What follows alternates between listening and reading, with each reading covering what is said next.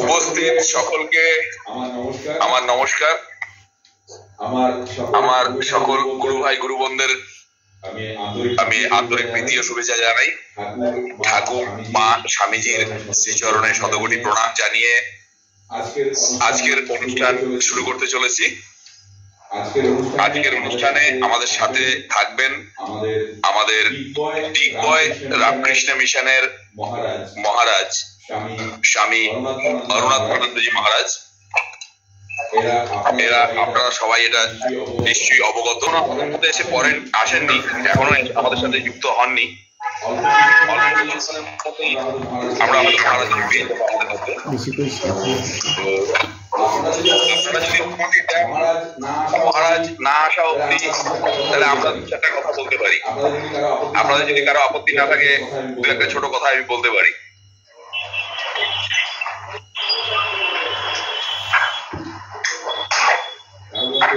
কারো কাছে কোনো আপত্তিও পেলাম না, কারো কাছে কোনো সম্মতিও পেলাম না।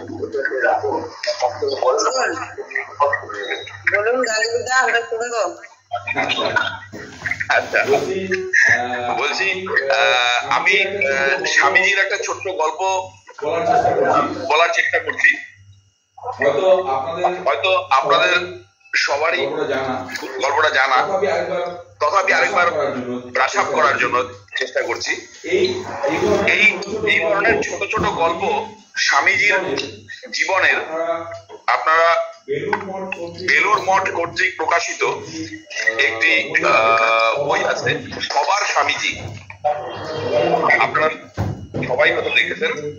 সবার স্বামীজি বইটি আপনারা যদি সংগ্রহ করেন তাহলে আপনারা তার মধ্যে দিয়ে এই ধরনের ছোট ছোট গল্প প্রচুর পাবেন। আমরা জানি যে নরেন্দ্রনাথের অর্থাৎ স্বামী বিবেকানন্দের ছোটবেলার নাম নরেন্দ্রনাথ। নরেন্দ্রনাথের মা ভুবনেশ্বরী দেবী ওনাকে বিভিন্ন রকম ভাবে তার বাস্তব জীবনে বিভিন্ন রকমের শিক্ষা দিয়ে গেছেন। তার মধ্যে আরেকটি অন্যতম শিক্ষা উনি দিয়েছিলেন যে কখনো কোন রকম দুঃখতা দেখিও না, আজীবন পবিত্র থেকো, নিজের মর্যাদা রক্ষা করো এবং কখনো অন্যের মর্যাদা লঙ্ঘন করো না। খুব শান্ত হবে, কিন্তু আবশ্যিক হলে দৃঢ়তা অবশ্যই তোমার মধ্যে আনতে হবে। এরকমই একটি ছোট্ট ঘটনা। একদিন নরেন্দ্রনাথ তার পিতার সাথে তার পিতার পরিচিত একজনের বন্ধুর বাড়িতে গেছিলেন। সেখানে যাওয়ার পর তার পিতার বন্ধু স্বামীজিকে একটি ছোট বালক হিসেবে বিবেচনা করে খুব তুচ্ছ তাচ্ছিল্য করে কথা বলছিল, যেটা বালক নরেন্দ্রনাথের ঠিক সহ্য হচ্ছিল না। তখন তিনি ভাবলেন, আমার মা বাবাও কোনোদিন আমার সাথে এরকম তুচ্ছ তাচ্ছিল্য করে না, অথচ এই ভদ্রলোক কিনা প্রথম পরিচয়ে আমার সাথে এরকম তুচ্ছ তাচ্ছিল্য ব্যবহার করছে। একবার দুবার করতে করতে একটা সময়তে গিয়ে নরেন্দ্রনাথ রুখে দাঁড়ালেন এবং দৃঢ়তার সাথে বললেন যে আমি দেখতে পাচ্ছি আপনি অনেকক্ষণ থেকে খুব তুচ্ছ তাচ্ছিল্য ভাবে কথা বলছেন। এটা ঠিক নয়। কখনোই এটা ভাববেন না যে বাচ্চা হলেই সে কিছু বুঝবে না বা তার বুদ্ধি বিবেচনা নেই। এই ধারণা কিন্তু নিতান্ত ভুল। এবং নরেন্দ্রনাথ অত্যন্ত চটে গেছেন দেখে সেই ভদ্রলোক নিজের ভুল স্বীকার করে নিয়েছিলেন। যাই হোক, এই ছোট্ট গল্প বলতে বলতে আমাদের মধ্যে মহারাজ অলরেডি চলে এসেছেন। মহারাজ, প্রথমেই আপনার কাছ থেকে ক্ষমা নিয়ে আমরা এখন মহারাজের মুখ থেকে কিছু অমৃত বাণী শুনবো।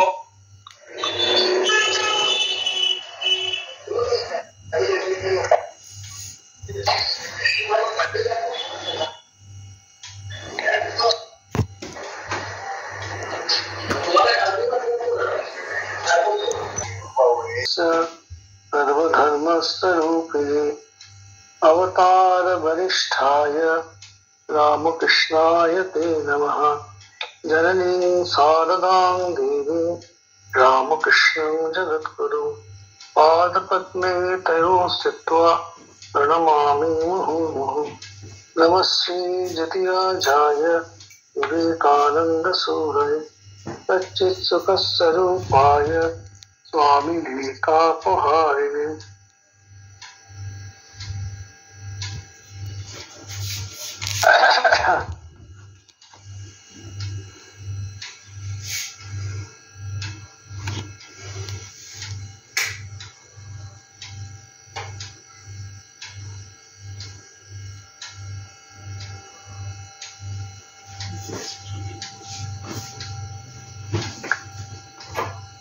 শিবানন্দ জি মহারাজ বেলুড় মঠের দুর্গাপূজার সম্বন্ধে তিনি একটি চিঠি লিখছেন, সেটা হচ্ছে 1916 সালে। উনি বলছেন যে করিম মহারাজকে এটি অর্থাৎ স্বামী তুরীয়ানন্দজিকে একটি চিঠি লিখছেন, বলছেন যে প্রিয় হরি মহারাজ, মঠে আমার এবং বাবুরাম মহারাজ ম্যানেজার মহারাজ এদের এবং অন্যান্য সাধুদের শুভ বিজয়ের আশিস নমস্কার আলিঙ্গন গ্রহণ করবে। বলছে এবারে মায়ের উপস্থিতিতে স্বামীজি জ্যান্ত দুর্গা মায়ের উপস্থিতিতে মৃন্ময় মূর্তিতে পুজো আমি দেখলাম। এর আগে দুবার মাটির প্রতিমায় পুজো হয়েছে, কিন্তু আমার দেখার সৌভাগ্য হয়নি। অর্থাৎ এই দেখা যায় 1901-এ পুজো শুরু হলো, 1916, এই দীর্ঘ 15 বছরের মধ্যে তাহলে হয়তো দুবার 1901-এ তো হয়েছিল, স্বামীজি করেছিলেন, আরেকবার হয়তো মাটির প্রতিমায় পুজো হয়েছিল, অথবা ঘটেই পুজো হয়েছে এবং পটে, ঘট এবং পটের মধ্যে। তাই বলছেন যে এবারে আমি দুবার হয়েছিল, আমি এবারে আমার দেখার সৌভাগ্য হলো। বলছে মায়ের মুখ অত্যন্ত সুশ্রী হয়েছিল এবং সুন্দর গঠন ছিল। যে পূজারীও তন্ত্রক হয়েছে, সাধারণত আমরা কি পূজারী, যেহেতু দুর্গাপূজা বৈদিক মতে পুজো হয়, তাই সেটা সন্ন্যাসীরা করতে পারে না, কিন্তু তন্ত্রধারক সন্ন্যাসী হয়। কিন্তু সেইবারে পূজারী এবং তন্ত্রধারক দুজনই হয়েছিল ব্রহ্মচারী। একজন ছিল স্কুলের শিক্ষক, শিক্ষকতা করতো উচ্চ ইংরেজি বিদ্যালয়ে, বর্তমানে সে সেসব ছেড়ে ছুড়ে এসে মঠে যোগদান করেছে। আর যে পুরোহিত হয়েছিল সে এর আগে বেশ কয়েকবার পুজো করেছে, তাদের নিজের বাড়িতে দুর্গাপুজো হতো, সুতরাং তার অনেক বিষয় জানা ছিল। বলছে অতি সুন্দর পূজা হয়েছিল, আর সবাই যে সমস্ত ছেলেরা কাজ করেছে ভূতের মতন হেঁটেছিল। বলছেন তাদের চেষ্টাতে পুজোটা আজকে সুচারুরূপে সম্পন্ন হয়েছে। তবে দেখার বিষয় যেটা হচ্ছে, এই পুজোতে অনবরত বৃষ্টি হয়েছিল, প্রচুর বৃষ্টি হয়েছিল, কিন্তু মায়ের কৃপায় পুজো কোনো বিঘ্ন ঘটেনি। বিশেষ করে যখন প্রসাদ খেতে ভক্তরা বসতো, তখন বৃষ্টি হয়ে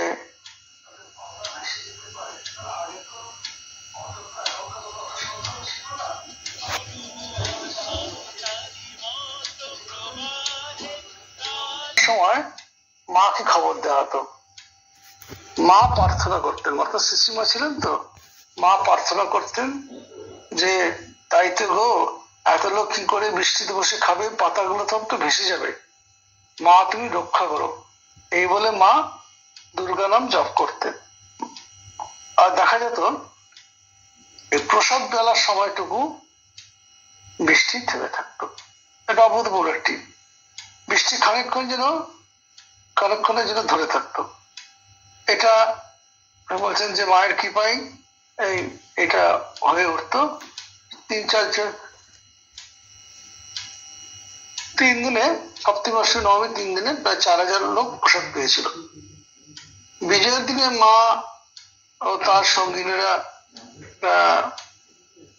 এসে বর্ণাদি যেমন যেমন আপনারা যেমন করেন, বর্ণাদি করলেন। তারপর ছেলেরা দুটো নৌকাতে প্রতিমাকে বসে গঙ্গায় নিয়ে যাওয়া হলো। গঙ্গাটা যদি যদি আমরা গঙ্গাটাকে পূর্ব দিক ধরি, পূর্ব দিকে যে গঙ্গা যেটা বয়ে যাচ্ছে হয়েছে, তা গঙ্গার দিকে সোজা হয়ে তাকালে ডান দিকটা হচ্ছে আমাদের ডান দিকটা যদি দেখি সেটা হচ্ছে দক্ষিণ দিক, যেদিকে আমাদের নীলাম্বর বাগান বাড়ি আছে, আর বাঁ দিকটা হচ্ছে স্বামীজির ঘাট আছে। মায়ের ঘাট থেকে পরেরটা হচ্ছে স্বামীজির ঘাট। তারপরে এখন একটা নতুন একটা ঘাট ঠিক না জেটি হয়েছে, যেখানে হচ্ছে আমাদের কিনা ওই জলে যে আমাদের যে ফিল্টার জল হচ্ছে আজকাল, বিশুদ্ধ পরিশুদ্ধ যে জলের যে কারণ এটা হয়েছে, সেটার পরে একটা বড় মানে জমিদার দিয়েছিল দা বলতে। এক সময় দাদের ঠাকুর বাড়িতে ঠাকুরের উৎসব পালন করা হয়েছিল। সেই দাদের ঠাকুর বাড়ির দিকে আর দক্ষিণ দিকে লালাবর সাহেব পর্যন্ত আবার ফিরে এসে মঠের ঘাটে প্রতিমা ওই অতদূর নিয়ে যাওয়া হতো মূর্তিটাকে। আবার এদিকে লালাবর সাহেব মনে হচ্ছে আমাদের নীলাম্বর বাগান বাড়ি ক্রস করে ওই পর্যন্ত যে মুখটা আসছে সেটা লালাবর সাহেব। তো ওগুলো ওই পর্যন্ত গিয়ে ওই রাস্তাটা গেলে গিয়ে ওই সোজাসুজি গিয়ে নৌকার পথে আবার ফিরে এসে তারপরে মায়ের ঘাটে প্রতিমা জলমগ্ন করা হতো। 1920 সালে মহাসমাধি লাভ হলো, স্বামীজি জ্যান্ত দুর্গা স্থূল শরীর গত হলো, কিন্তু আজ পর্যন্ত সেই একইভাবে মায়ের পুজো চলছে এবং ঠিক বিসর্জনের সময় ওইভাবেই ঘাটে নিয়ে গিয়ে মায়ের ঘাটে নিয়ে গিয়ে আনন্দ, মাকে কিছুক্ষণ আনন্দ দিয়ে ধুনুচি নাচ এবং বা আজকাল তো আমাদের বিভিন্ন ইনস্টিটিউশন হয়েছে, তাদের ব্যান্ড পার্টি আসে, ঢাক আসে, ছেলেরা নৃত্য করে নিয়ে তারপরে ধুনুচি নৃত্য হয়, তারপর মাকে বিসর্জন দেয় দুর্গা। এবং সেটা কিনা সাক্ষাৎ জগদম্বা ওখানে বিরাজ করছেন, মা শারদা, তিনি ওই গঙ্গার দিকে তার মুখ হয়ে বসে আছেন, তিনি সেখান থেকে মায়ের বিসর্জন দর্শন করছেন। যেমন তার স্থূল শরীরে থাকাকালীন যেমন করতেন, তেমনি এই সময় তাই করছেন। এরপরে যেটি বলছেন যে আগমনী গান এবং কাঠামো পুজো, এই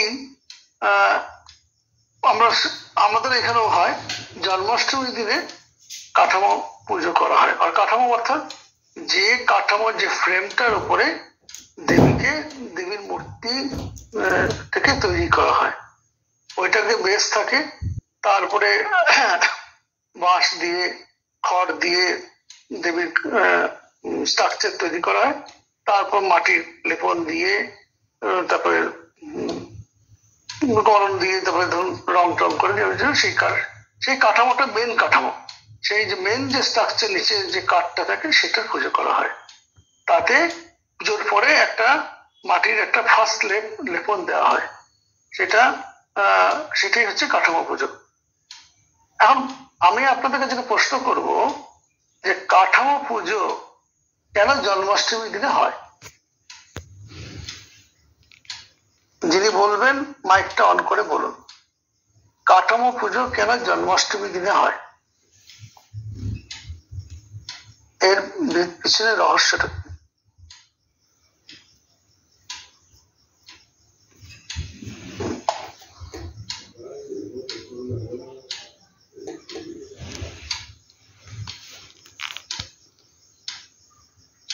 কাঠামো পুজো কেন জন্মাষ্টমীর দিনে হয়, কি বলতে পারবেন?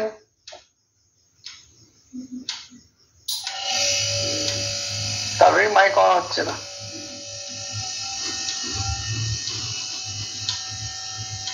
সবাই এত নীরব দর্শক। যাকে আমি বলে দিই নাকি? হ্যাঁ মহারাজ, আপনি বলুন।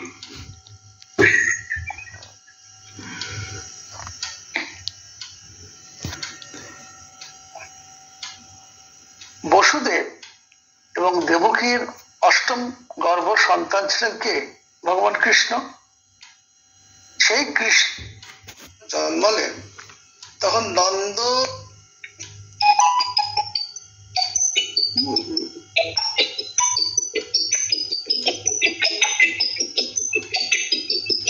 ঘরে জন্মগ্রহণ করলেন যোগমায়া। এই যোগমায়া নিয়ে আসলেন ওই কৃষ্ণের নির্দেশে। বসুদেব কি করলেন, তাকে মাথায় করে নিয়ে গিয়ে, যে আমরা জানি তখন নিয়ে যাচ্ছেন সমস্ত তাদের যে শিকল পরানো ছিল সেগুলো সমস্ত খুলে গেল। বসুদেব নিজে কৃষ্ণকে মাথায় করে নিলেন এবং যে সমস্ত দারোয়ানরা ছিল সকলেই একদম অত গভীর নিদ্রায় ঘুমিয়ে রইল। সমস্ত দরজাগুলো অর্গলগুলো সমস্ত খুলে গেল। তিনি সন্তানকে নিয়ে মাথায় করে নিয়ে গঙ্গা যমুনা পেরোচ্ছেন, বৃষ্টি হচ্ছে।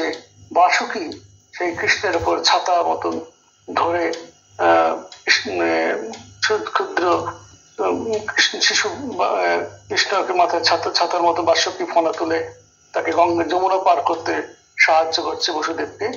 এবং তা বসুদেব যখন নন্দের গৃহে পৌঁছলেন, সেখানে যোগমায়া শুয়েছিলেন। কৃষ্ণকে ওখানে রেখে যোগমাকে নিয়ে চলে এলেন এখানে, এবং নিয়ে এলেন আবার নিজের ঘরে, নিজেদের কারাগারে নিয়ে আসার পর আবার যেমন সমস্ত দরজাগুলো বন্ধ হয়ে গেল, তারপর তারা আবার শিকল পরিণত হয়ে গেল। নতুন সন্তান জন্মগ্রহণ করেছেন। হ্যাঁ, কিন্তু এটি দেখা যাচ্ছে এটি কন্যারত্ন। আসল দিতে চলে গেছে নন্দের গৃহে। তারপর যেই কান্না, আবার সব এরা পাহাড়দাররা সব জেগে উঠলো, শিশু কেঁদে উঠলো। সেই কান্নার শব্দ শুনে এই খবর দেওয়া হলো কংসকে। কংস ছুটে এলো। সেই অষ্টম গর্ভ, যে তার প্রধান যে প্রাণ নাশকের কারণ হবে, সে এবার জন্মগ্রহণ করেছে। এসেছে যে তাকে হত্যা করার জন্য। আগে আগে যেমন 6টিকে মেরেছে, একটি তো মৃত হয়ে জন্ম হয়, তার গর্ভ নষ্ট হয়ে যায়, যেটি থেকে বলরাম হয়। তো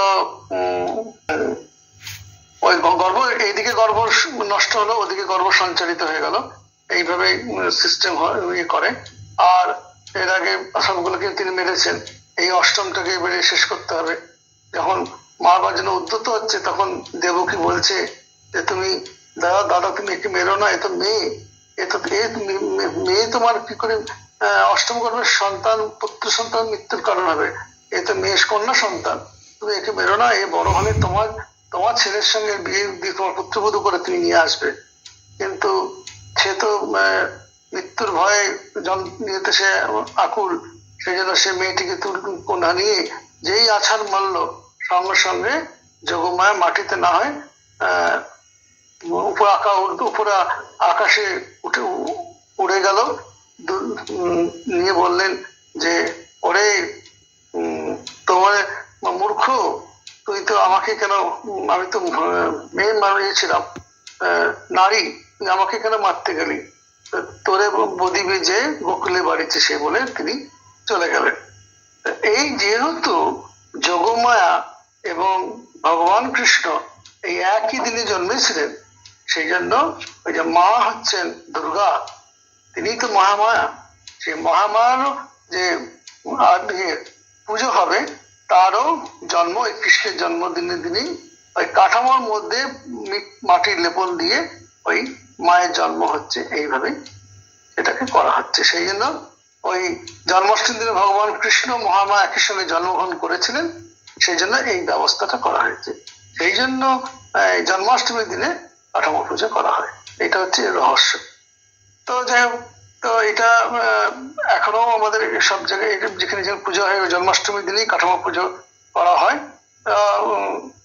তো যেহেতু দুর্গাপুজো সন্ন্যাসীরা করতে পারে না, এই ব্রহ্মচারীদের করতে হয়। তবে এখন গ্রন্থধারক হিসেবে সন্ন্যাসীরা থাকেন। আর তাদের এছাড়া আগমনী যে গানের কথা বলা হয়, বলছে এখানে, এটা আমরাও যখন মঠে থেকেছি দেখেছি যে আগে কি হতো, আগে ওই কাঠামো পুজোর পর দিন থেকেই গান হতো। এখন যেটা হয়, ওই মহালয়ার দিনে কাঠামো পুজোর পর থেকে গানের প্র্যাকটিস চলতে থাকে। হ্যাঁ, আমরাও করেছি। স্বামীজির যে ঘর, দোতলায় যে স্বামীজির ঘর, তার উল্টো দিকে আরেকটি ঠিক নিচে আরেকটি ঘর আছে। এই স্বামীজির ঘরের নিচটাকে বলা হতো আগে ভিজিটার্স রুম, অর্থাৎ কারোর কোনো মহারাজদের ভিজিটার্স এলে, এখন তো অনেক জায়গা হয়ে গেছে, ওইখানে গিয়ে তারা মিট করতো, অথবা উৎসবের সময় ভলেন্টিয়ার এলে ওখানে বিশ্রাম করতো। আর তার ঠিক উল্টো দিকে একটি ঘর আছে যেটাকে বলা হচ্ছে, সেই ঘরটিতে বসে আমরা ওই আগমনী গানের প্র্যাকটিস করতাম। তো ওই গানের প্র্যাকটিস এখন তো উপরে হল ঘরে হয়। আর মহালয়ার পরে, মহালয়ার দিন থেকে বা প্রতিপদ থেকে ওই মেন নাট মন্দিরে বসে সাধু ব্রহ্মচারী সকলে মিলে আগমনী, মা আসছেন সেই উদ্দেশ্যে আগমনী গান গাওয়া হয়। এবং ওইখানে যেখানে গাওয়া হয় সেখানেই আগে দুর্গাপূজা হতো। এখন তো অনেক বড় মানুষজনের ভিড় হওয়ার জন্য এখন আলাদা করে দেবীর বেদি তৈরি হচ্ছে, যেখানে ঠাকুর উৎসবের সময় যে প্যান্ডেল হয়, মায়ের উৎসব, স্বামীজি উৎসবের সময় যেখানে প্যান্ডেল হয়, সেখানে নতুন করে একবারে প্রতি বছর একদম একদম বেদি তৈরি করে, শ্বেত পাথরের বেদি তৈরি করে, টাইলস করে, একদম যেটা বলা হয় নতুন করে সমস্ত ভাড়ার ঘর, এদিকে চণ্ডী মণ্ডপ, তারপরে দুর্গা ভান্ডার দুটো হয়। তো একদম বোঝা যাবে না যে এটি কোনো আলাদা, এখানে কোনো ঘর আগে ছিল না। আবার যেই দুর্গাপূজা হয়ে যায় আবার সব পাথরগুলো তুলে নিয়ে জায়গাটাকে ভেঙে দেওয়া হয়, নেই হয়।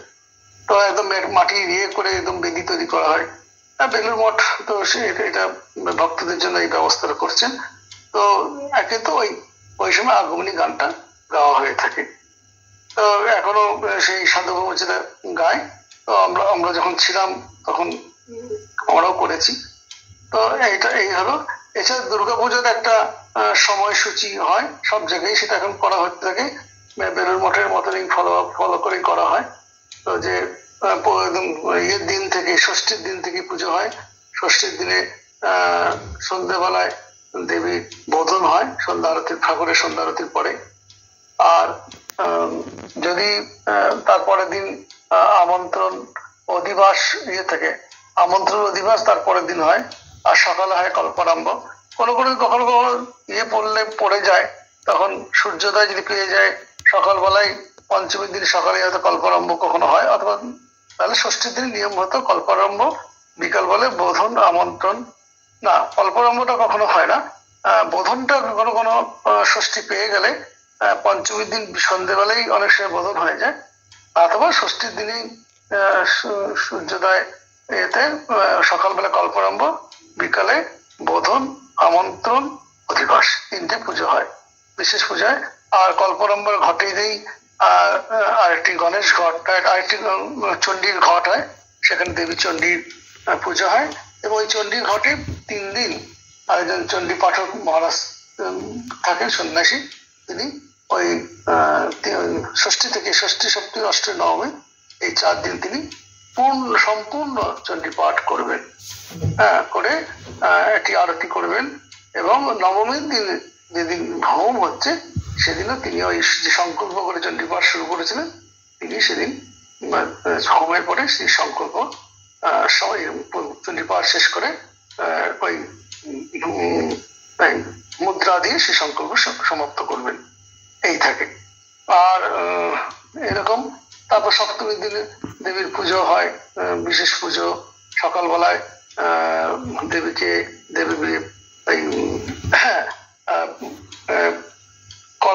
যে আমাদের যেটা বলি আমরা নবপত্রিকা, সেই নবপত্রিকা স্নান হয় সপ্তমীর দিনে।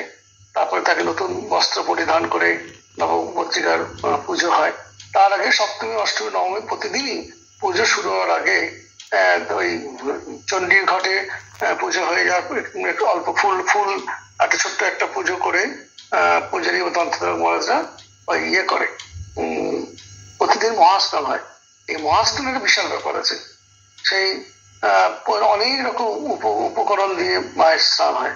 সেখানে আপনার থাকে প্রায় 19 রকম মাটি থাকে। মাটি, সেই মধ্যে কিছু মাটি আছে যেমন যে বরাহ দন্ত, গজদন্ত, বৃষদন্ত, অর্থাৎ অর্থাৎ এদের দন্ত স্পর্শে যে মাটিগুলো হচ্ছে সেই মাটিগুলো দিয়ে ওই সমস্ত দিয়ে ওই মহাস্নান করা হচ্ছে।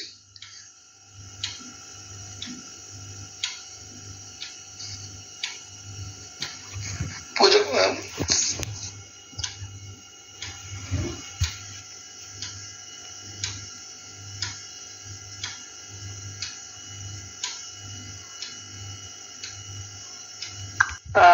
পুজোর সময় ওই মাটিগুলো লাগে।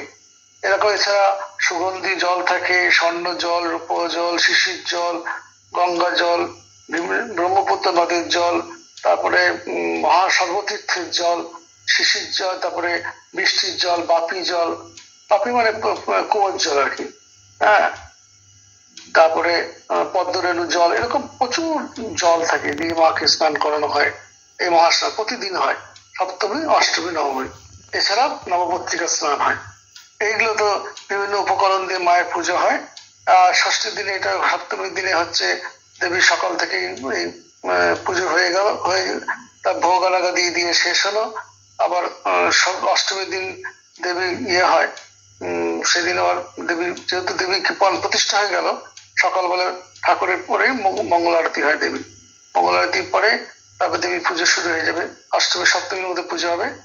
আর তারপরে ওই কুমারী পুজো হয় অষ্টমীর দিনে। তা অষ্টমীর দিনে আবার সন্ধি পুজো থাকে। তারপরে নবমীর দিনে একই অষ্টমীর দিনের মতনই মঙ্গল আরতি দিয়ে পুজো শুরু, তারপর সারাদিন পুজো। তারপরে সেদিন সন্ধি পুজোতে দেবী বলি হয়, যেহেতু মায়ের নির্দেশ ছিল যে এখানে কোনো রক্ত ছাগ বলি হবে না, তাই ওই চাল কুমড়ো, কলা এবং আখের বলি হয়। আর নবমীর দিনেও সে একই বলি হয়। বলির পরে ভোগ লাগা দিয়ে পরে আরতির পরে কি হয় না, হোম হয়। হোমের মধ্যে দিয়ে পুজোটি সাঙ্গ হয়। দশমীর দিনে দেবীর একটি দেবীর পুজো এবং আপনার ওই যে চিড়ে ভোগ যেটা হয় বলা হয়, যেটা আমাদের দেওয়ার পরে দধিকর্মার পরে দধিকর্মা দিয়ে দেবী পুজো শেষ হয়। তারপরে দেবী যে পূজারী থাকে, সে যে ঘটের মধ্যে যে দেবীকে প্রতিষ্ঠা করেছিল সেটি নিয়ে অন্তরে নিয়ে ঘট নাড়িয়ে দেয়। তারপর যে সমস্ত দড়ি, যে সুতো, লাল সুতো দিয়ে দেবীকে বন্ধন করেছিলেন ওই ইয়েতে, যাতে চারকাঠি দিয়ে সেগুলো ছেদন করেন। তারপরে ওই শিবকে তার আগে তুলে নেওয়া হয়। শিবকে প্রদক্ষিণ করতে নেই, মানে দুটো দিক শিবের ইয়েকে প্রদক্ষিণ করতে হলে শিবকে আগে সরিয়ে নিয়ে যাওয়া হয়। আর বেলুর মঠে কি হয় না, জগন্নাথ ঘাটের কাছে থেকে ওখানে ঢাক, ঢোল, ছাতার মধ্যে দিয়ে নারায়ণ শিলাকে নিয়ে আসে। আর এটি মায়ের মন্দির থেকে আমাদের যে শিবলিঙ্গ সেটি নিয়ে আসা হয়। একইভাবে ঢাক, ঢোল এবং ছাতার মধ্যে করে নিয়ে আসা হয় গঙ্গা জল ছিটিয়ে। আবার দশমীর পরে জগন্নাথ ঘাটে এবং মায়ের মন্দিরে, জগন্নাথ মন্দিরে ও মায়ের মন্দিরে সেটি যথাক্রমে শালগ্রাম শিলা এবং শিবলিঙ্গটিকে, বানেশ্বর শিবটিকে ফেরত দিয়ে আসা হয়। এই রীতি চলে। তারপরে তো বরণ আদি হয়ে যাওয়ার পরে সন্ধ্যাবেলায় সন্ধ্যা আরতির পরে দেবীকে ওই মায়ের ঘাটের সামনে নিয়ে গিয়ে কিছুক্ষণ দেবীকে আনন্দ দিয়ে তারপরে প্রদক্ষিণের পরে দেবীকে বিসর্জন দিয়ে দেওয়া হয়। এই হচ্ছে প্রথা। তারপরে ওখান থেকে শান্তি জল নিয়ে এসে সবার ভক্ত, সাধু সন্ধ্যা সকলকে শান্তি জলের দ্বারা সিদ্ধ করা হয়। তারপরে তারা সবাই তারপরে আবার প্রণামাদি চলতে থাকে এবং মিষ্টি মুখ করা হয়। এই হচ্ছে আমাদের মোটামুটি পুজোটা এইভাবে সাঙ্গ হয়। আর এই সময় সানাই, ঢাক, ঢোল, কাঁসর ঘন্টা যেটা হয়, এখানে বলা হচ্ছে কারণ এটার বিশেষত্ব আছে যে সেই সময়কার যে মাটির মূর্তি বেলুড় মঠে সেই সময়কার যারা সেই ঢাক বাজাতো, সেই ঢুলি পঞ্চানন হাজরার বংশধররা পুরুষানুক্রমে এখনো পর্যন্ত গত 50 বছর ধরে তারা বেলুড় মঠে এসে বাজাচ্ছে। তো বেলুড় মঠের নহবতে একটা ঐতিহ্য মন্ডল আছে, সেখানেও সেদিন থেকে দেবীর বোধনের দিন থেকেই সানায় মধুর ধ্বনি দিয়ে বেলুড় মঠের আকাশ পাতাকে মুখরিত করা হয়। এই এই এই মোটা তারপরে আমরা জানি যে যেরকম আগেও ছিল সে এখনো যেমন 3 দিন প্রসাদ খাওয়া হয়েছিল, এখনো সে একইভাবেই সপ্তমী অষ্টমী নবমীর দিন 3 দিন প্রসাদ খাওয়ানো হয়।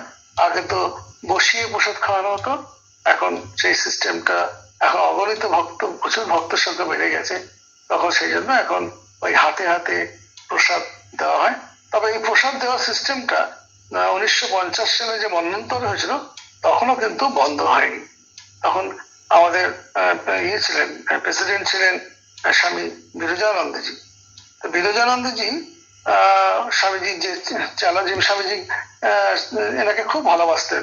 এনার তো সেই শিষ্য স্বামীজির আদর্শ অনুপ্রাণিত ত্যাগ তপস্যায় নিজের জীবনকে সেভাবে গড়ে তুলেছিলেন। তো তিনি ওই বলে দিয়েছিলেন যে এবছরের পুজোটা ঘটে এবং পটে হবে, যে তার জন্য পুজোর জন্য ম্যাক্সিমাম তখনকার দিনে অবশ্য অনেকটাই 200-300 টাকা খরচা হতে পারে। পুজো কাজের জন্য 200-300 টাকার বেশি খরচা হবে না। বাকি যে টাকা মঠে এসেছে সেই টাকা দিয়ে কেবল খিচুড়ি রান্না হবে, আনুষঙ্গিক কোনো মিষ্টি তরকারি কিছু নয়।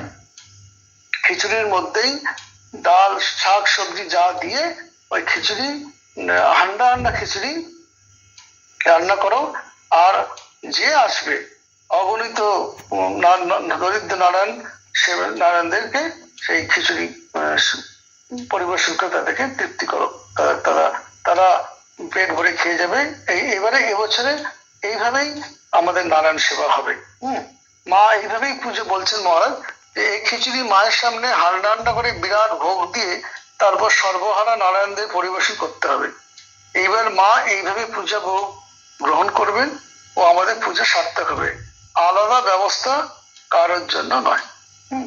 তো সে বছরও মানে আমাদের যেমন এই করোনাতে এবছর যে বংশ বন্ধ ছিল, কিন্তু সেই বছর কিন্তু এই দীক্ষাভাবে কিন্তু বন্ধ হয়নি।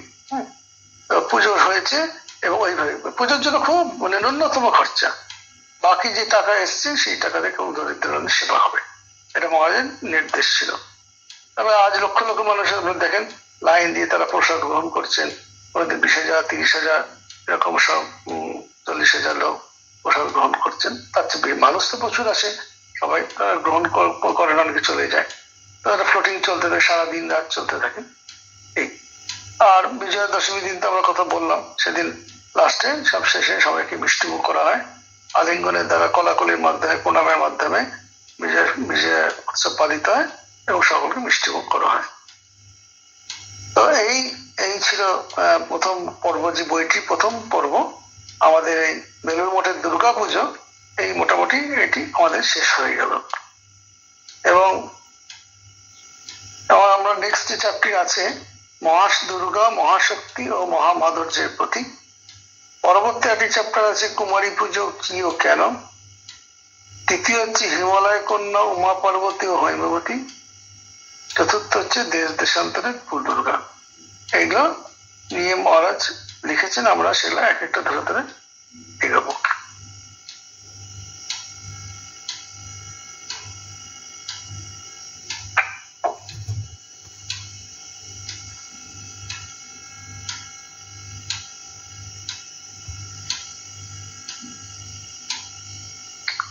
তো আমি রিসেন্টলি ঘুরে এলাম,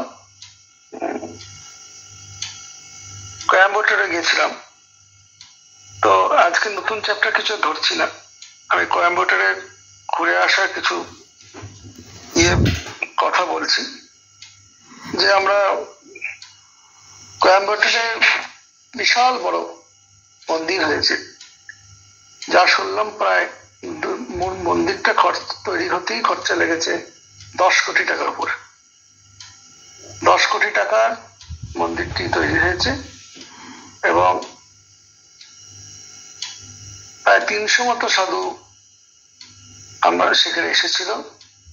এবং যেহেতু ওখানে প্রায় 4,000 ছাত্র ওখানে তারা শিক্ষা গ্রহণ করে। বিভিন্ন রকম ট্রেড আছে, যে কলেজের ছাত্র থাকতে পারে, 11-12 ছাত্র থাকতে পারে, তারপরে ভোকেশনাল ট্রেনিং আছে, তারপরে বিএড কলেজ আছে, এমএড কলেজ আছে, বিপিএড আছে, তো সমস্ত ইঞ্জিনিয়ারিং কলেজ আছে।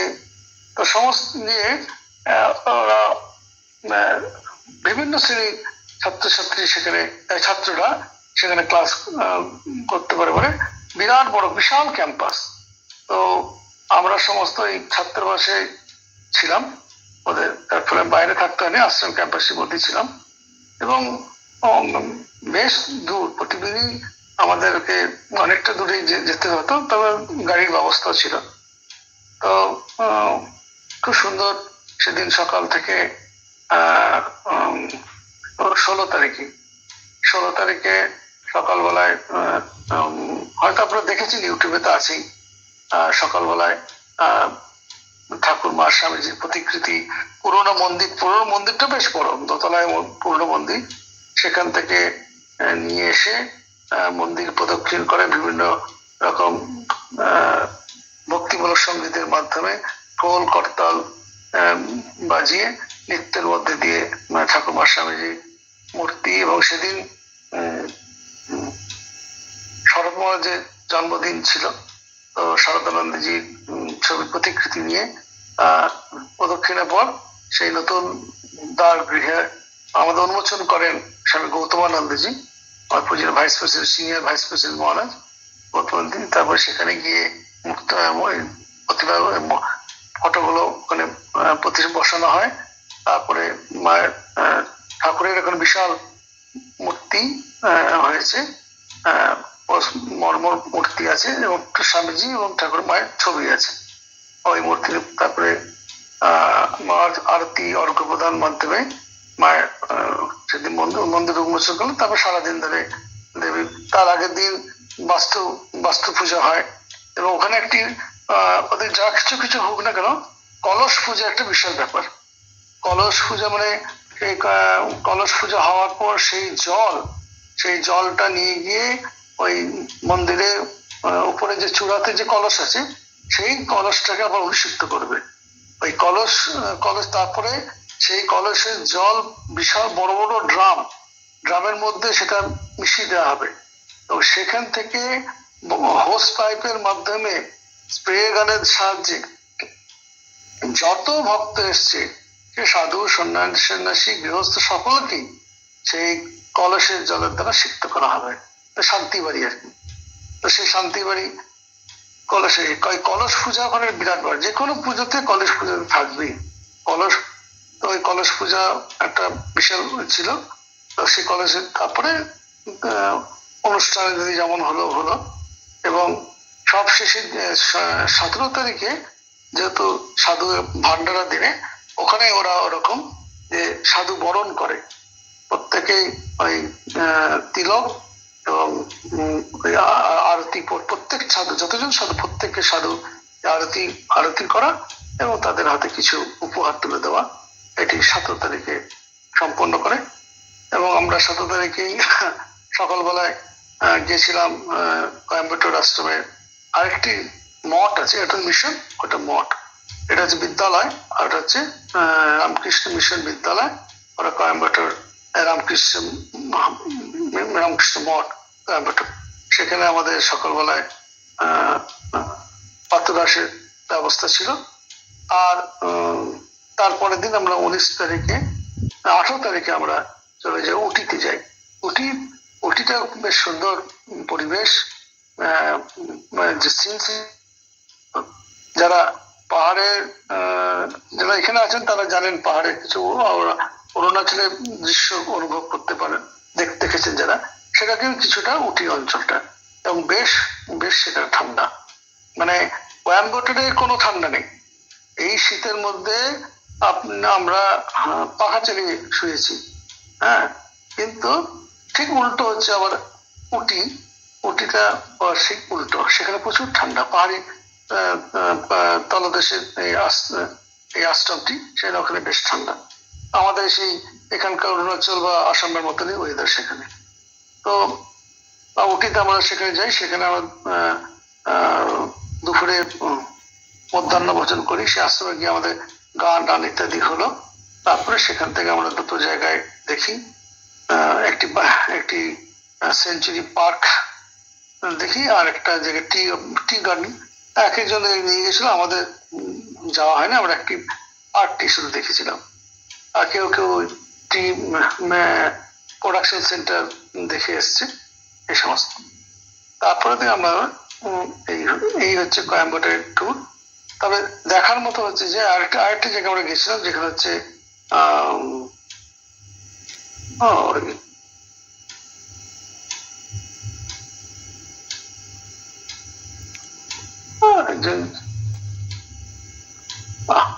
ভুলে যাচ্ছি, তার আশ্রমে গেছিলাম, সেখানে নামটা মনে পড়বে।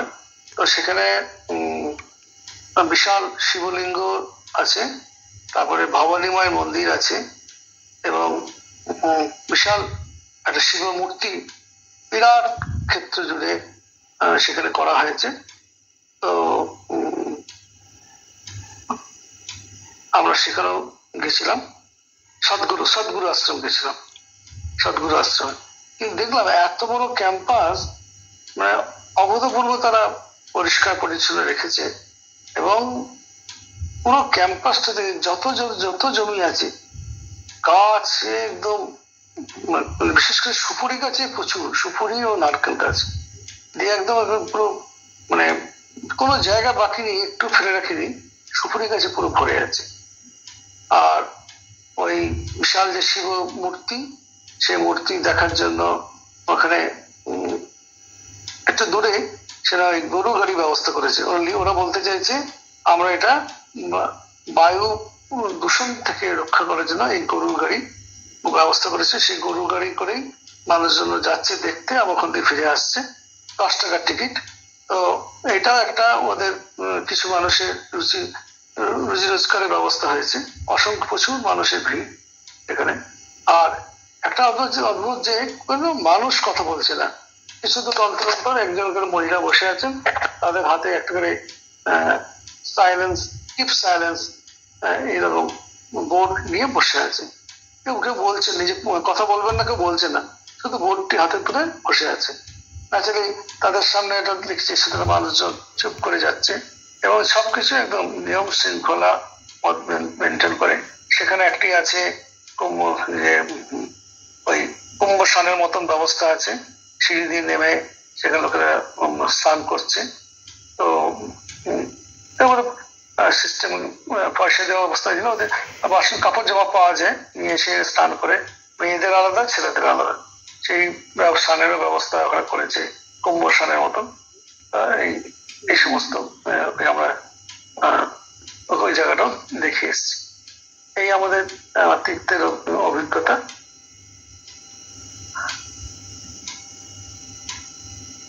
এবার আপনাদের যদি কিছু প্রশ্ন থাকে প্রশ্ন করুন।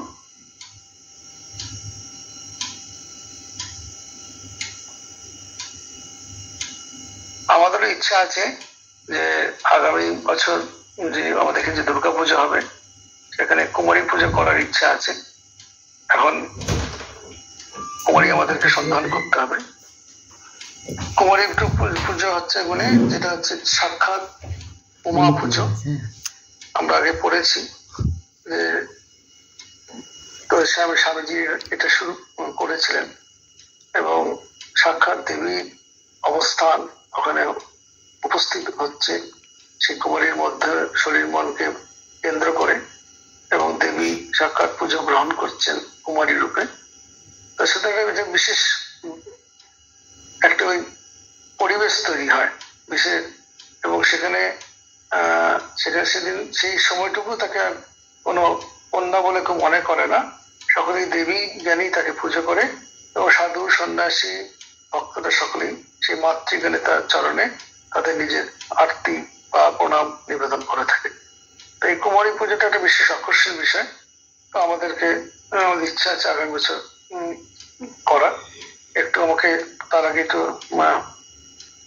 নির্দেশ নিয়ে নিতে হবে, তারপরে আমি ভাবছি শুরু করবো। তো কুমারী পুজোর ধ্যান মন্ত্র আছে, বারো রূপাঞ্চ ত্রৈলোক্য সুন্দরী বরবরিণী নানালঙ্কার রাঙ্গিং ভদ্র বিদ্যা প্রকাশিনী চারু হাষ্টং মহানন্দ হৃদয়াং সুবোধং শুভম ধ্যায়েৎ কুমারীং জননী পরমানন্দ রূপিণী। কুমারী রূপে ধ্যেয়, তার কুমারিত্ব মানবী ভাব বোঝা দুষ্টান্ত, কারণ তিনি দেবতাদের তেজ সম্ভূতা। আমরা জানি সমস্ত দেবতারা তাদের তেজ থেকে আওয়াজ হচ্ছে, দেবতাদের তাদের তেজ থেকে এই দেবী মূর্তি দুর্গা মূর্তি যে সৃষ্টি হয়েছিল, যিনি কিনা অসুরদের সঙ্গে সংহার করেছিলেন, অসুরদের যুদ্ধের মধ্যে তাদেরকে সংহার করেছিলেন। তো সেই দেবতাদের তেজ সম্ভূতা শিব যায় হয়েও তিনি কুমারী। পৌরাণিক কাহিনী অনুসারে উমা পার্বতী শিব যায় হলো প্রকৃতপক্ষে পুত্রকন্যা জননী নন, কার্তিকও তার গর্ভজাত পুত্র নন। পণ্ডিত যোগেশচন্দ্র বিদ্যানিধি লেখেন, দুর্গা হলেন কুমারী, তার পুত্রকন্যা নাই, এই কারণে দুর্গা পূজায় কুমারী পূজা গৃহীত হয়। সুতরাং কুমারী পুজোটা আমরা নিজেদের ঘরের মতন করে মা দুর্গার কার্তিক, গণেশ, লক্ষ্মী, সরস্বতী পরিবার নিয়ে বাপের বাড়িতে মর্তধামে ফিরে আসছেন, তো সেটা আমরা ভাবি। কিন্তু বলছেন যে এটা যিনি আসল যিনি বলছেন যে কার্তিকে বলছে দুর্গা হচ্ছে কুমারী, তার কোনো সন্তান নেই বলছে, এই জন্য কুমারী পুজোর একটা বিধি আছে।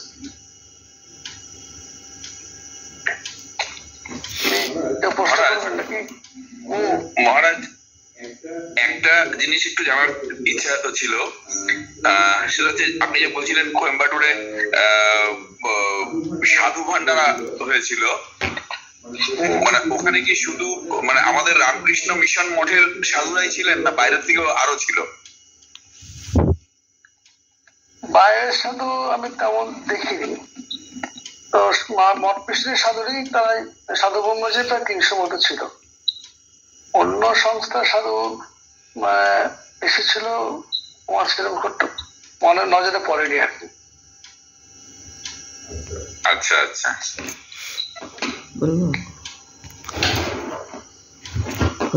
তো ভক্ত প্রচুর ছিল, তাদের একটা অন্নপূর্ণ ক্ষেত্র হয়েছিল, সেখানেই তাদের সেখানে 4 বেলা খাওয়ার ব্যবস্থা হয়েছিল ভক্তদের। তো ওদের তো ওখানে খাওয়া বলতে তো আমাদের সব তো একই জানেন, দোসা, ইডলি, সাম্বার, ডাল, চাটনি, মেদু বড়া, এই তো ওদের ওখানকার খাওয়া। আর ভাত তো থাকে, ভাত হলো বা ইমলি রাইস হলো, কাঠ রাইস হলো, এইসবই বেশিরভাগই খাওয়া। তো এগুলি ওখানে খাওয়ার ব্যবস্থা ছিল। তো কিন্তু বেশ এত লোকে আমি অবাক হয়ে যাই, এত সাধু গেছে, মানে তাদেরকে এই কন্টিনিউয়াস যে দোসা ইডলি যে সাপ্লাই দিয়ে গেছে, মানে কত ফাস্ট হলে তারা বানাতে হতে পারে। এবং দেখার বিষয় ওখানে যে সমস্ত কোনো বাইরের ভলেন্টিয়ার নাই, ওখানে যে ছাত্রাবাসে যে সমস্ত ছেলেরা তারাই সমস্ত কিছু ওই সাধু সেবা বলুন, ভক্ত সেবা বলুন, সব জায়গায়। এবং ভক্তদের ওখানে ভক্তরা তারা ওই সার্ভিং করছে, আর সাধুদের এখানে স্টুডেন্টরা সেই ক্লাস 10, 11, 12 সব ছেলেরা, 10-এর ছেলেরা, এরা সব ইয়ে করছে, তাদের যেখানে যা প্রয়োজন সব জায়গায়। আমরা যে জায়গাটা ছিলাম, জায়গাটার নাম ছিল অখণ্ডানন্দ ছাত্রাবাস, সেখানে সকাল ভোর 4টে থেকে একজন সে ওখানে স্টুডেন্ট এমএড করেছে ফিজিক্যাল এডুকেশন, তারপরে ফিজিক্যাল এডুকেশনে পড়ে নিয়ে সে একটা জায়গায় কাজ করছে, সে ডাইরেক্ট মানে উঁচু পোস্টে আছে, কিন্তু ভোর 4টে থেকে সে গ্যাসে গরম জল করে সাধুদের দিচ্ছে। এই যে কর সেবা যেটা বলছি আমাদের, ওইখানে দেখেছি অগণিত মানুষ একদম মানে আপনার ঘরে আপনি পরের দিন যাবেন কিনা ইয়েতে রামকৃষ্ণ আশ্রম কোয়েম্বাটোর মঠে ব্রেকফাস্ট গ্রহণ করতে, আপনার ঘরে ঘরে এসে খোঁজ নিয়ে যাচ্ছে কি কতজন এই এলাকায় কতজনকে ছেলেকে দায়িত্ব দিয়ে দিচ্ছে, তারা এসে নিয়ে যাচ্ছে। তারপরে দিন আপনি উঠিতে যাবেন কিনা তারও নির্দেশ নিয়ে যাচ্ছে। তারপরে আপনার কখন টিকিট, সেই টিকিটের কি টিকিটের নম্বর, তার জন্য তার প্রতিদিনে কার কি সব আইটি বেরিয়ে যাচ্ছে এবং আপনার কখন ট্রেন, আপনার অমুক সময় কে ড্রাইভার, কে গাড়ি এসে যাবে, সমস্ত কিছু আপনাকে জানিয়ে দিয়ে যাচ্ছে। এই ছেলেদের যে কন্টিনিউয়াস মনিটরিং করে সাধু মহারাজ এবং শিক্ষকরা মিলে যেভাবে মনিটরিং করে পুরো অনুষ্ঠানকে করেছে, কোথাও একটু অশৃঙ্খল অবস্থায় দেখা যায়নি। একদম সুন্দরভাবে, এত সুন্দরভাবে এরা মনিটরিং করেছে দেখার মতো। এত বড় কোথাও একদম টাইমলি সবকিছু হচ্ছে, খুব সুন্দর। তারপর ওরা একটা যদিও নাটকটা নাচে তাই করবে, ওদের ভাষায় আঞ্চলিক ভাষায় করেছে, মানুষজন বেশি বুঝতে পারবে, তো সেই ওই ভাষায় ওদের তামিল ভাষায় ওরা করেছে, কিন্তু মোটামুটি বোঝা গেছে। কিন্তু খুব সুন্দর ওরাই ওখানকার ছেলেরাই করেছে, নাটকটা করেছে। একদিন ওটা সম্ভবত 17 তারিখে ছিল, 17 না 16 তারিখে ছিল।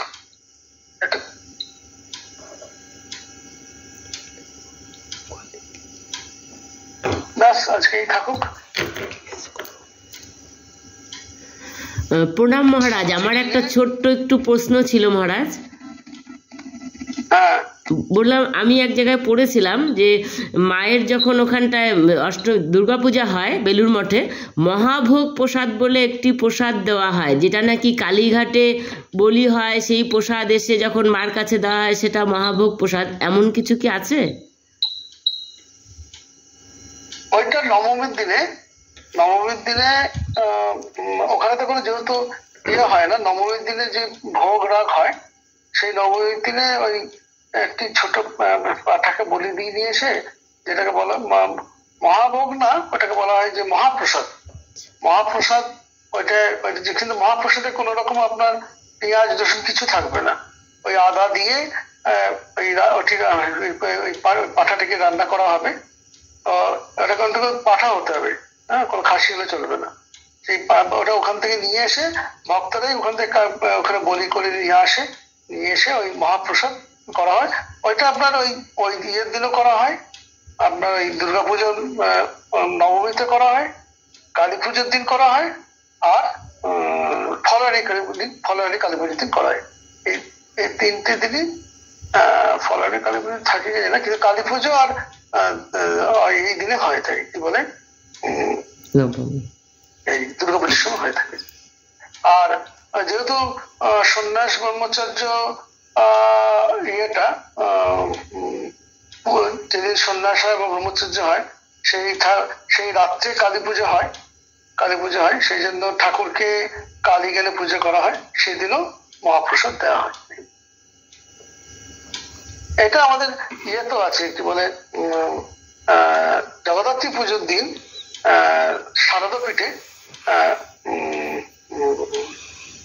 শারদাপীঠে ওই আপনার বলিটা কিন্তু বেলুর মঠে হয়, যেহেতু মায়ের নিষেধ ছিল, বলিটা হয়নি সেখানে।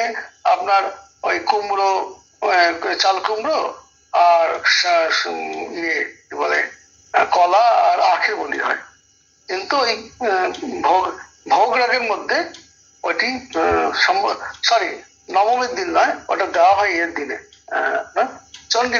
সন্ধি পুজোর সময় দেওয়া হয়, সন্ধি পুজোর সময় ওটা দেওয়া হয়, সন্ধি পুজোতে আর ইয়েতে নবমীর দিন দেওয়া হয়, আর কালী পুজোর সময় হয়, আর এই দুদিন কালী পুজোর সময় ওই বলি করে নিয়ে এসে দেয়।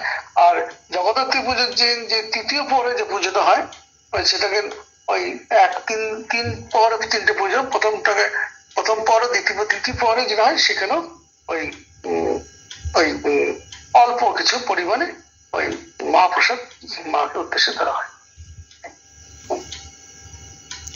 হ্যাঁ, বুঝতে পারলাম মহারাজ। প্রণাম মহারাজ। তাহলে এই থাক।